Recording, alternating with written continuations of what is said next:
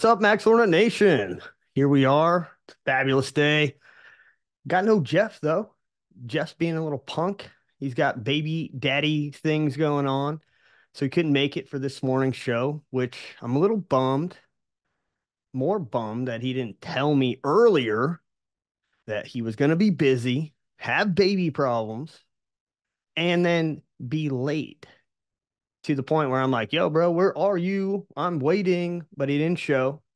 And then he messaged me like 45 minutes. I'm so sorry. I got baby problems. Baby's not going to sleep or some shit like that. So if you've got any remedies for Jeff and how to get his baby to do the sleep thing, hook a brother up. Hit it up in the comments. Tell Jeff what's needed, right? I would try to keep it, don't put the whiskey in there. His wife will not appreciate that. Benadryl, not a no. I don't think they accept that in today. That was like 80s baby stuff. That's not a thing anymore. So, anyways, we're gonna hit what's happening in the world today. And then we're gonna move on, talk about an interesting story from a article from a website called vermillionchina.com. And it's pretty interesting. Definitely like your guys' feedback. But let's get to what's happening in the world right now. So, P. Diddy. I I'm not a P. Diddy listener, but the shit that's coming up in the news, they raided his house in Miami, his house in California.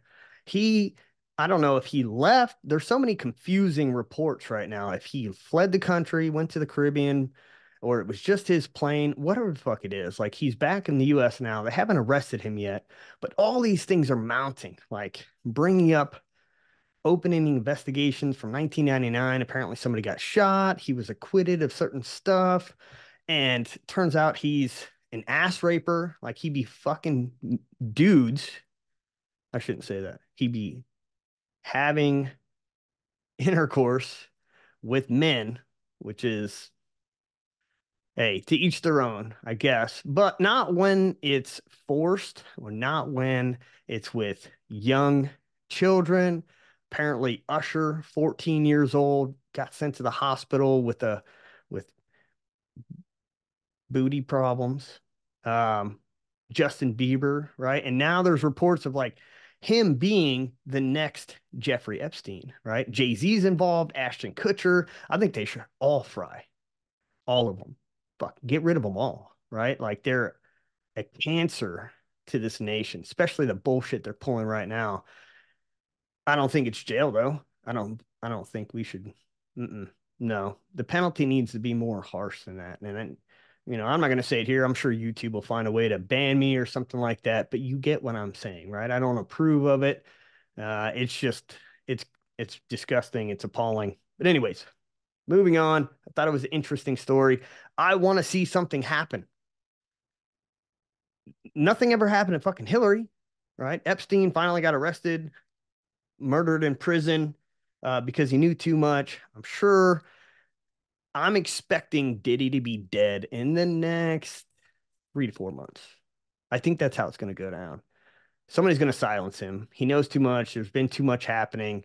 But like, if you watch YouTube shorts or if you just randomly hit social media and you get those random accounts that you don't follow, but they just happen to pop up in your feed, there's all kinds of people talking about parties at his houses, his mansions, and being drugged. And dude, I'm telling you, he's got some dirt on some people. So I don't know. I want to follow it just to see that he goes down. Like that is what I want to see in the end. I believe everybody, 90% of people in Hollywood are like that.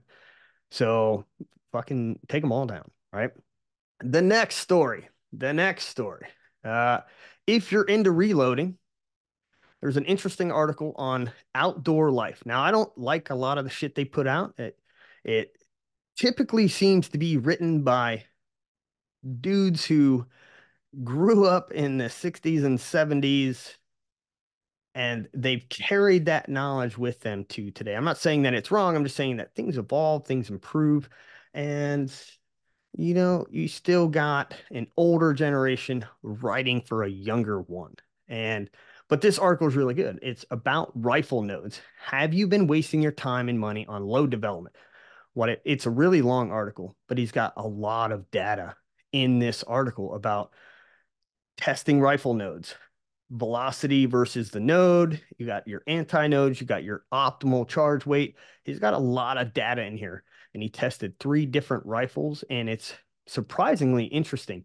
And it kind of tailors to some of the Hornady podcasts that discuss reloading. So if you're into that thing and you want to see this guy's take on finding a rifle node and is it worth your time, it's not a bad read.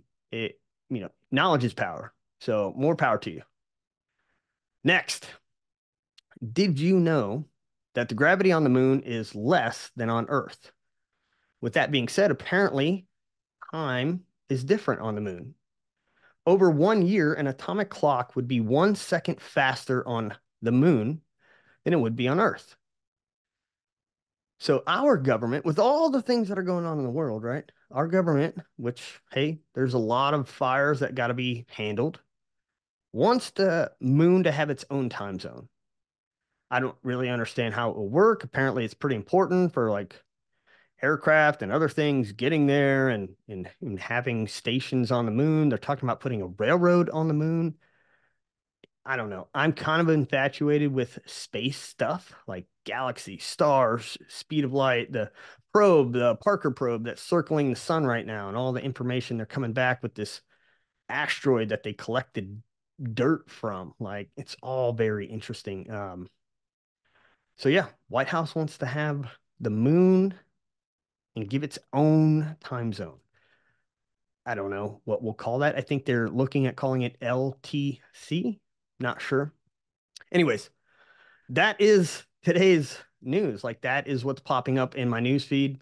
So I figured I'd share the most interesting stuff with you.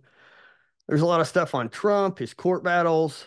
I mean, it it feels like it always feels, right? There's fake stories, there's true stories, and somewhere in the middle, you're trying to figure out where the truth is, right? But I don't know. It's going to be an interesting election year. We'll find out in a few months. Anyways, get on to the story at hand.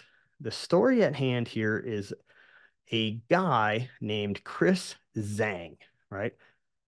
He came to the United States in 2014.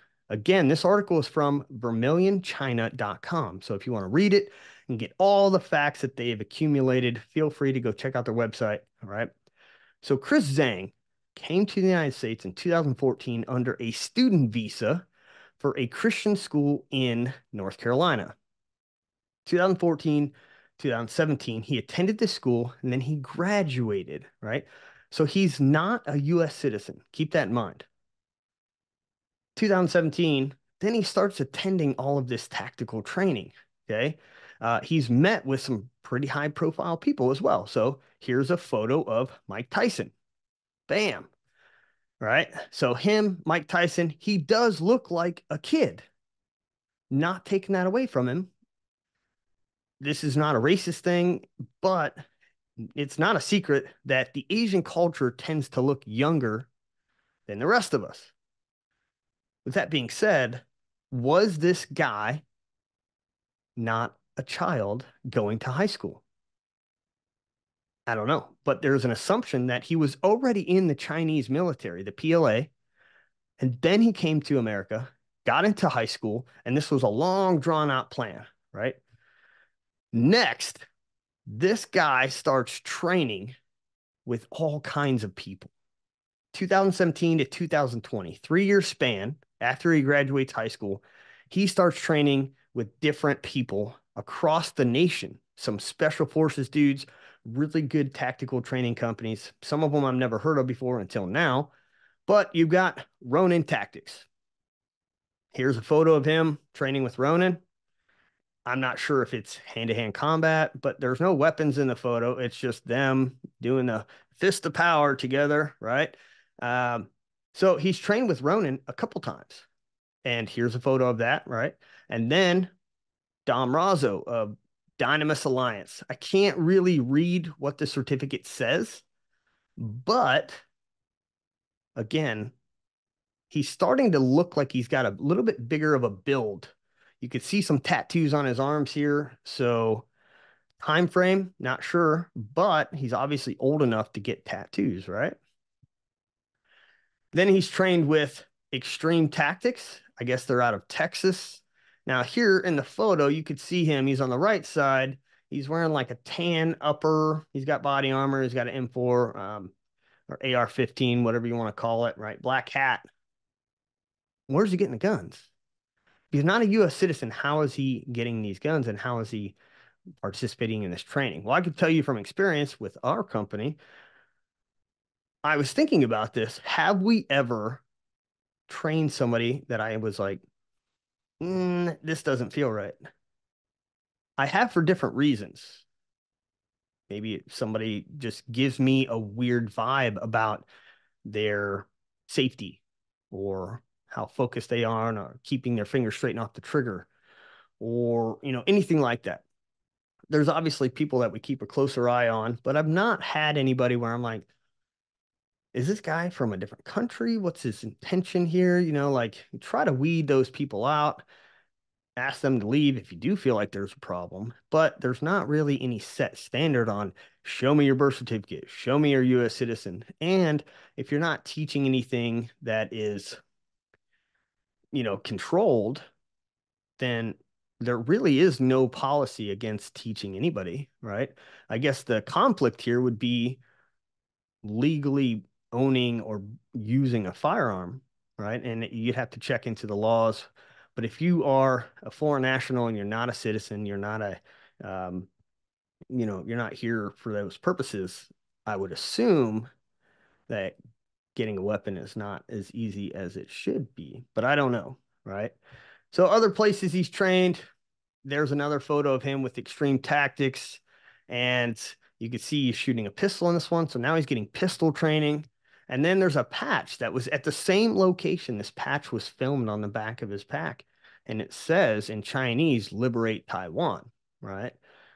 Did anybody at the training notice this? I don't know. Does this guy have an accent? Like, has he been raised as a red cell his entire life? So he speaks really good English? Like, I don't have any of these questions or answers. Sorry.